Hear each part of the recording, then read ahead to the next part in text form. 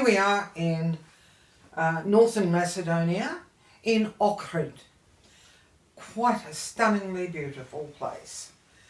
Right here, it's a huge inland freshwater lake fed by many underground springs. It's shared by Macedonia and Albania and rich in freshwater seafoods. The area has been settled from earliest times, and testament to this is the reconstructed village over the water in the Bay of Bones. The surrounding countryside would have had considerable wildlife, and it would have been very much safer for those early people to have lived over the water than to have set up their villages on land. And there it is, the reconstructed village and what it would have been like. And here is one of the earliest Christian churches and monasteries that is out on a point over Lake Ohrid, and quite charming.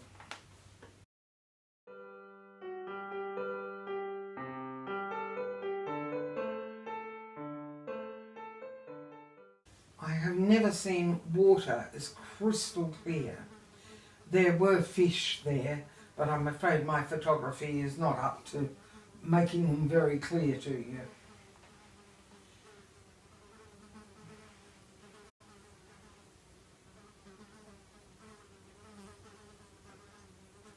Back in the town of Ohrid itself, there are many, many old churches that have been there for a very, very long time, with pieces from the original churches in a museum.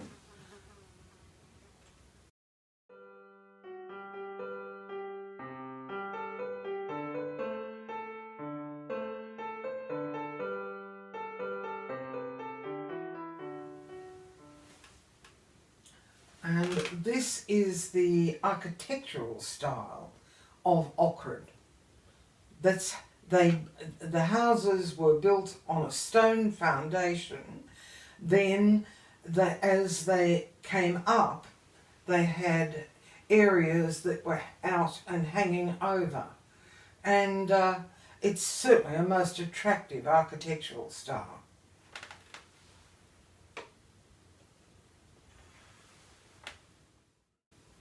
The COVID-19 pandemic was confirmed to have reached North Macedonia in February 2020. The initial contagion in the country was mainly connected with the COVID-19 pandemic in Italy, as there are about 70,000 residents of Italy from North Macedonia, and resulted in many people returning to North Macedonia, bringing the virus with them. As of the 9th of July, over 7,000 cases have been confirmed in the country due to its second wave caused by family reunions during Eid al-Fitr and the overall reopening of the country to organise for the parliamentary elections. Now, we are off to Albania.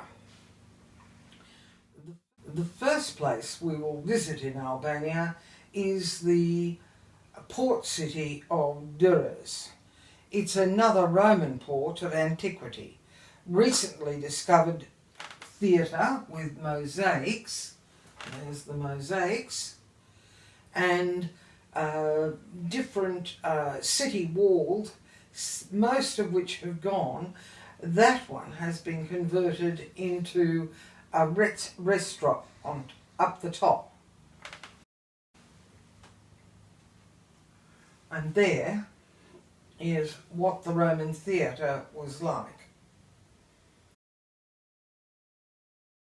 The port has received considerable Italian investment, as it's much cheaper to run a business in Albania than it is in Italy.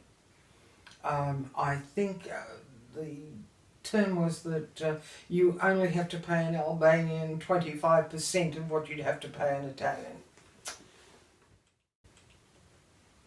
But as you can see, there is certainly plenty of building and modern conveniences around. Tirana, the capital of driving madness, as our driver told us. He had never been to Albania and not been involved in an accident. And he said, I can drive everywhere else and no one hits me and I don't hit anyone. A short history of Albania makes one weep and explains why Albanians are happy to live anywhere else. Things were not great under King Zog, but once Enver Hoxha, a hard-time communist, came to power after World War II, things deteriorated badly. While at first all types of production improved, thanks to Chinese and Russian money, Hoxha soon fell out with his former allies. After banning all religions and taking over their assets, Hoxha became increasingly paranoid and instituted bunkerization. By 1983, 173,371 bunkers had been built for the defence of the country. This took funds that were needed for many other services, and the country retreated into isolation. Never able to feed its population, many people in the countryside died of starvation each winter.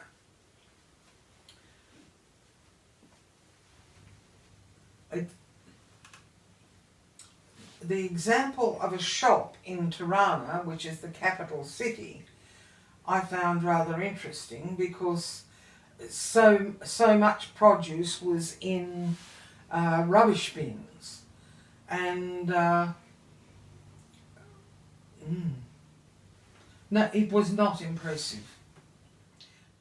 We did visit Bunker Art, which is an art gallery that has been and that is the roof inside the bunker, and it's been put to good use. But by the same token, being able to get rid of the bunkers now is a huge problem, because they're concrete and steel, and it costs more money to remove them than it did to put them there in the first place.